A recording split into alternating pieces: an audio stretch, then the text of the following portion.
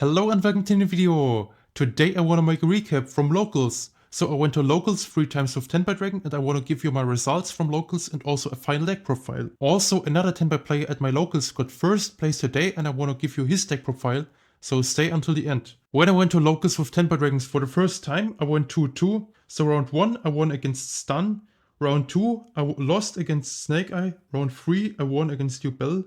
Round 4 I lost against Tenpai Dragon. I had a slightly different decklist in the past and I think my decklist in the past is worse compared to my decklist right now. So I made some small changes and I went to locals again with Tenpai Dragon. And when I went to locals again with Tenpai Dragon for the second time, I went 2-1-1. Round 1 I had a draw against Lightstorm Runic, which is one of the worst matchups for this deck. And I think I can be pretty happy with a draw because this should be a loss for me.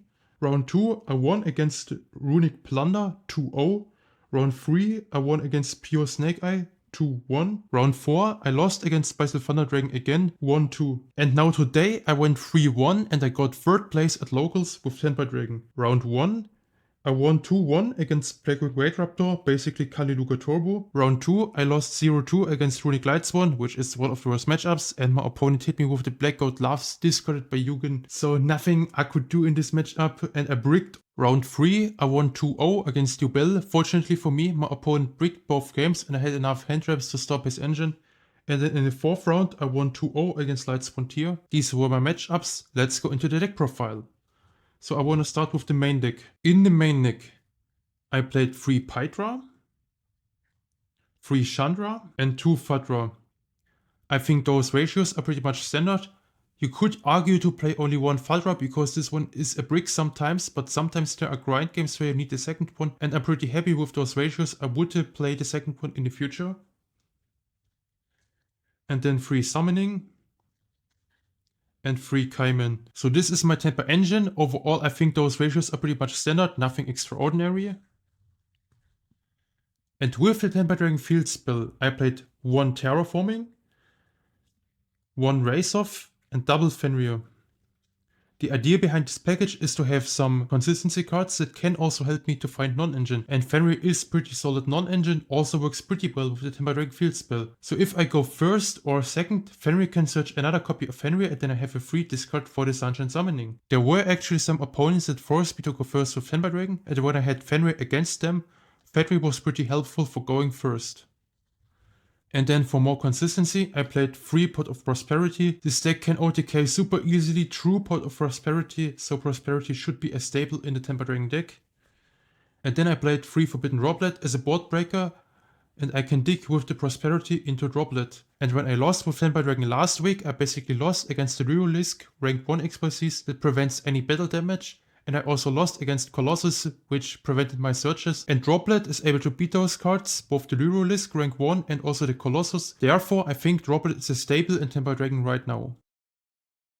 And then for the hand traps, I played 1 Magnamod, which is also a starter for Tenpai Dragon because one can search any dragon like the Pydra or the Chandra. Such a broken card, especially in Tenpai Dragon, and as long Magnamod is allowed, you should play this card. And then I played lots of other hand traps. Those are 3 Ash, 3 Veiler, 3 Imperm, 2 Mourner, 2 Ogre for the Tenpai Mirror, and 2 Bell, which can be really helpful against Runic.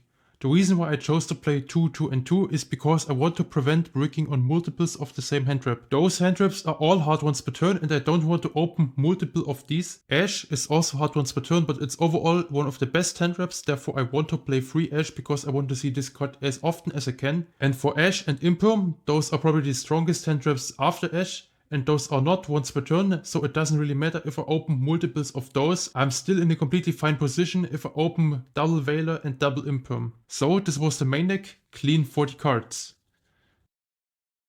Now let's go into the extra deck. In the extra deck, I played 2 Sunshine Pie, 1 Transcendent, and 1 Trident Dragon. I bought this card for my Edison Dragon Turbo 1 year ago when this card wasn't expensive at all. If you don't have a Trident Dragon yet, you should ask a friend as soon as possible because this one is really important for certain OTK lanes through prosperity. And then 1 Black Rose Dragon to nuke boards. And if the opponent misplays and allows you to put 1 tuner and 1 non-tuner dragon on the board, the Black Rose Dragon can nuke the entire board under mana and the opponent can't even stop it with Imperm. So I think those 5 cards are pretty much stable for Tenpai Dragon, and then we have some utility synchros. And then for the utility synchros, I played 1 Cyber's Quantum Dragon and 1 Samurai Destroyer. This one is pretty strong against Voice's Voice and could also deal with a Chaos Angel from the opponent. And this one is a superior version of Black Rose Moonlight Dragon, because this one can bounce any monster and this one can only bounce level 5 or higher monsters. You could play more synchros, but these 6 are the only synchros that are actually summoned in 12 rounds of locals. Then I played 1 Heretic Seal for going first, then Heater, Princess, Sealantis, and Raging Phoenix. Heretic Seal is a staple for going first, and those links allow me to OTK through D-Barrier, but this OTK line never came up so far, so I'm not completely sure if you still need those. Just for security, I have those still in extra. And then I played 3 fusions, Muddragon, Garura, and Regostapelia because I sided Super Poly this time. Today I never resolved the Super Poly, but Tenpai Dragon has some extra deck space, and if you have the extra deck space, you could play Super Poly and some fusion monsters. In this side deck, I played 3 Shifter. I hate this card, but I think you have to play it. And then 3 Heatwave, in case the opponent forces you to go first. So against Snake Eye you have 6 turn skips for going first. And if I need to go first in a Tenpai Mirror, I have also 6 cards for that because I play 3 Super Poly. And I think Super Poly might be superior over D-Barrier because this one is also a board breaker going second in certain matchups such as Yubel or Branded, and it can also stop the Tenpai OTK in a mirror match if you have to go first. And then I played Spell Trap Removal, including 2 Lightning Storm and 2 Cosmic Cyclone if I face heavy back row decks. And then I have 1 additional Ogre for the Tenpai Mirror and 1 additional Bell against decks that get hurt by Bell a lot. So this is my side deck. There are also some other options that you could play, like Nibiru, Druid Swarm, Forbidden Chalice, Feather Duster, D-Barrier, or Summon Breaker. But I think those cards are not that good right now because Nibiru sucks in a Tenpai Mirror, Druid Swarm sucks if you don't play against light or dark decks. Chalice is one of those cards that I still need to test in the main deck, so I might include this in the future. And then Feather Duster I think is worse compared to Lightning Storm. Overall, I think Lightning Storm is just superior because Lightning Storm allows you to choose between destroying spells or traps or destroying monsters, while this one can only remove back row. But when I opened my main deck Lightning Storm in the previous week, Lightning Storm didn't feel that great, so I decided to remove the Lightning Storm into my side deck and cut the Feather Duster completely. As I mentioned previously, I think Super Poly is just superior over D-Barrier. And then Summon Breaker. This card is kinda summon limit and also searchable with Ancient Fairy Dragon and Terraforming, but it has some flaws, like it loses to Nightmare Phoenix on the 3rd summon. And decks like Fire King Snake Eye or Pure Snake Eye could summon the Nightmare Phoenix on the 3rd summon, therefore this card doesn't work against those decks. But against other decks that do not have the Nightmare Phoenix in their extra deck, this card could be amazing in the side deck.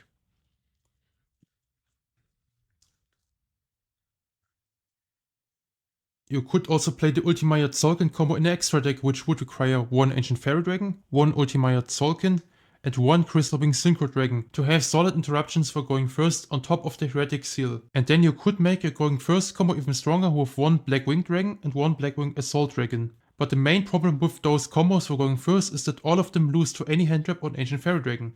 Therefore I think in 9 out of 10 games going first, Seal's pass is a superior end bot over trying to go for any fancy Ancient Fairy Dragon stuff. Now it's time to look into the deck profile from the first place Tenpai Dragon player. Huge congratulations to Philip, who went undefeated today and won locals with Tenpai Dragon Sky Striker. And he took a completely different approach than me. While I played lots of hand traps, he played no hand traps except 5 in the side deck and maxed out on Board Breaker and Sky Striker stuff in the main deck. Overall, playing the Sky Striker cards for going second makes perfectly sense to me, because Sky Striker has really solid in-engine cards for going second, like the Widow Anchor, the Afterburner, or we could also search the Shark Cannon post-side deck to remove stuff like the Promethean Princess from fire decks. And then on top of the 3 Engage and the 3 Sky Striker board breakers, he played 3 Droplet, 2 Chalice, 2 Lightning Storm, 1 Feather Duster, 1 Talent, and 2 Santa Claus. I don't know his matchups exactly, I just saw him win at Tenpai Mirror in the final round. However, I could imagine that he won against the Snake Eye with both the Santa Claus and the Droplet and the Chalice. Because if Snake Eye goes for the Lyrolisk, then we have the Droplet and the Chalice to negate it. If Snake Eye goes for the Fuku instead, then we have the Santa Claus. So no matter what rank 1 XYZ Snake Eyes goes for, there are outs against both of them in the main deck and even more in the side deck. He also told me he is not completely sure about certain cards like Talents and Into the Void. So in the morning he just looked into his deck box and then decided to take some board breaker cards and throw them into his main deck. Overall it worked pretty well for him, so he went undefeated with this list. And then in the extra deck we see some additional synchros because he didn't play Super Poly like me. So the Q-Bell, which can pop the summoning, and then summoning can double the attack of the Q-Bell. So we can make a 5k beat stick which would be able to attack over the Skull Guardian or Chaos Angel or any other annoying stuff. And then the Ruddy Rose and the Black Rose Moonlight Dragon. And he cut the Promethean Princess Zealandis OTK line because it probably didn't come up that often for him.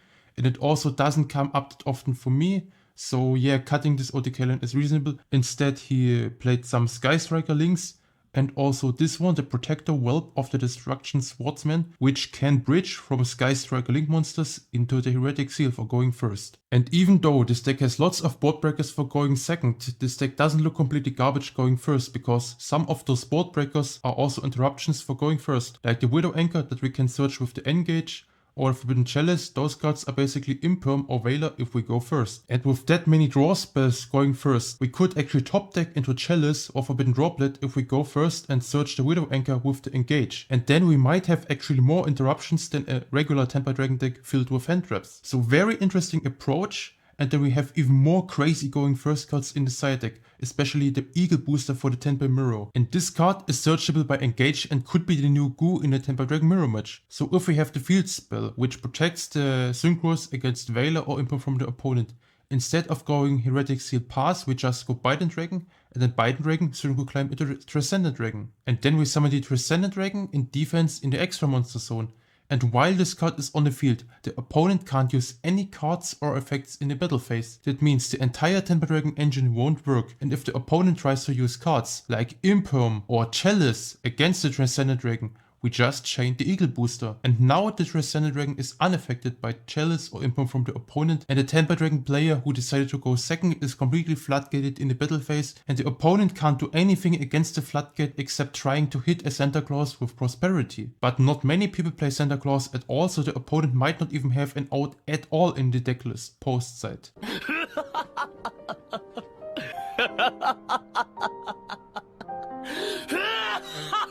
And then 3 D-Barrier, 1 Rivalry, which are more common, more standard going first cards for Tenpai Dragon. Overall, I think Rivalry is not that great in the Tenpai Dragon Mirror, and this is why I don't like this card for going first and I prefer Heatwave. But for those people who don't have Heatwave, D-Barrier might be a completely fine option for the Tenpai Dragon Mirror going first. Also, Heatwave only works at the beginning of the main phase, but with that many draw cards that could potentially draw into D-Barrier, D-Barrier becomes much more reasonable as an alternative to Heatwave. And then 3 Cosmic Cyclone against Backrow. So overall, pretty interesting deck list. I hope you enjoyed the deck profile, and I'm going to make more videos like this in the future. I will also make a local recap with tier elements once I have the missing Lights One cards, so be excited. See you in the future.